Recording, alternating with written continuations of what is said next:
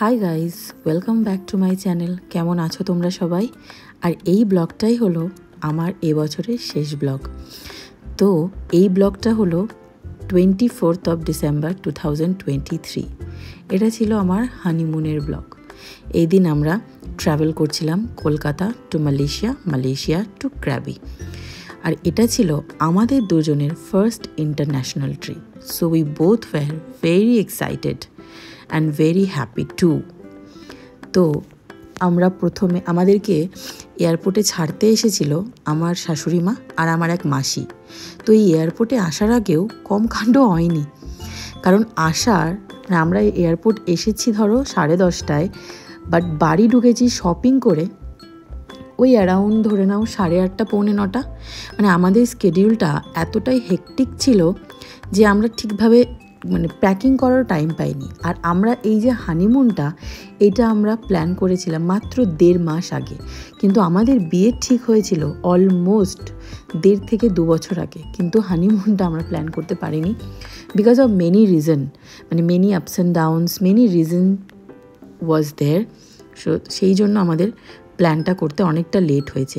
কিন্তু আমরা যে প্ল্যানটা 1.5 মাসের মধ্যে করেছিলাম, ইট ওয়াজ অ্যামেজিং। আমরা প্রচুর ঘুরেছিলাম, প্রচুর মজা করেছিলাম, প্রচুর জায়গায় গেছিলাম, অনেক অনেক অনেক অনেক অ্যাডভেঞ্চার স্পোর্টস করেছি। তো তোমাদের সাথে ডেফিনেটলি সব কিছু শেয়ার করব আগামী যে ব্লগগুলোতে।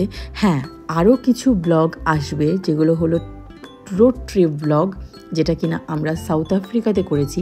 তো আমি ভাবলাম ফার্স্ট সাউথ আফ্রিকার এটা দেওয়ার আগে আমি ডেফিনেটলি আমার আগের যে হানিমুন ট্রিপটা ছিল সেটা তোমাদের সাথে শেয়ার করা উচিত, সেই জন্যই এই ভিডিওটা শেয়ার করা। আর আমরা ফ্লাইটে উঠে গেছি এবং নেবেও গেছি আমরা মালয়েশিয়াতে। তো মালয়েশিয়ায় এসে আমরা সকাল সকাল একদম চিকেনের একটা আইটেম, তার সঙ্গে একটু স্যুপ দিয়েছিল, তো সেটা খেয়ে নিলাম। আর এইটা যখন খাচ্ছিলাম তখন টাইম হলো অ্যারাউন্ড সকাল 6:30 কি 7টা। আর আমাদের প্রচণ্ড খিদে পেয়েছিল, তো এটা খেতেই হতো।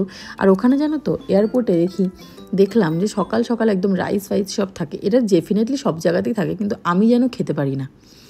আমি যতবারই ট্রাভেল করেছি আমি সকালে ভাত একদম খেতে পারি না। আমি জানি না অনেকেই খায়, কিন্তু আমি কিছুতেই খেতে পারি না। আর এই যে আমার প্রচণ্ড সাবধানী বর একদম ট্রলিটাকে পায়ের মধ্যে নিয়ে, চেয়ারের মধ্যে, ব্যাগটা কোলের মধ্যে নিয়ে একদম গুটি করে বসে আছে।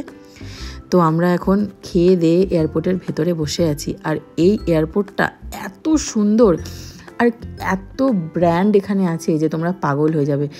নিজেকে আটকে রাখাটা was very very very difficult. তো যাই হোক, নিজেকে আটকে রেখে এখন আমরা দুজনে মিলে যাচ্ছি বোর্ডিং গেটের দিকে। বোর্ডিং গেটের ওখান দিয়ে আমরা ঢুকছি আর কি, দিয়ে আবার ভেতরে ঢোকা। তারপর মালয়েশিয়া থেকে ডিরেক্টলি একদম ক্র্যাবি, দেন ক্র্যাবি থেকে কোথায় যাব না যাব সেটা তো তোমরা দেখতেই পাবে। আর তোমরা যদি মনে করো যে নিজেরা কোথাও যাবে, নিজেরা কোনো ট্যুর প্ল্যান করবে, তো তোমরা যদি মনে করো যে ডিটেলস কোনো ভিডিও তোমরা চাও, দেন তোমরা ডেফিনেটলি আমাকে কমেন্ট করতে পারো। তো আমি তোমাদের জন্য ডেফিনেটলি ওটা শেয়ার করে দেব। আর হ্যাঁ, আমরা একদম ডিসেম্বরের টাইমে গেছিলাম, তো ডিসেম্বরটা বেশ এক্সপেন্সিভ হয়। মোটামুটি সব জায়গাতেই ডিসেম্বর খুবই এক্সপেন্সিভ হয়, তোমরা সবাই জানো। তো আমরা ওখানে প্রচুর অ্যাক্টিভিটিস করেছিলাম, প্রচুর মজা করেছি, আমরা কিচ্ছু বাদ দিইনি, অলমোস্ট সব কিছুই করেছি। শুধু একটা দিন একটা অ্যাক্টিভিটিস বাদ দিতে হয়েছিল because of some emergency or some valid reason. তো আমার হাজব্যান্ড বলেছিল যে আমাকে নিজে গিয়ে করতে, কারণ ওর অফিসের খুব চাপ ছিল, ওর কাজ ছিল প্রচণ্ড। তো আমি ভাবলাম যে না, একা যাব না।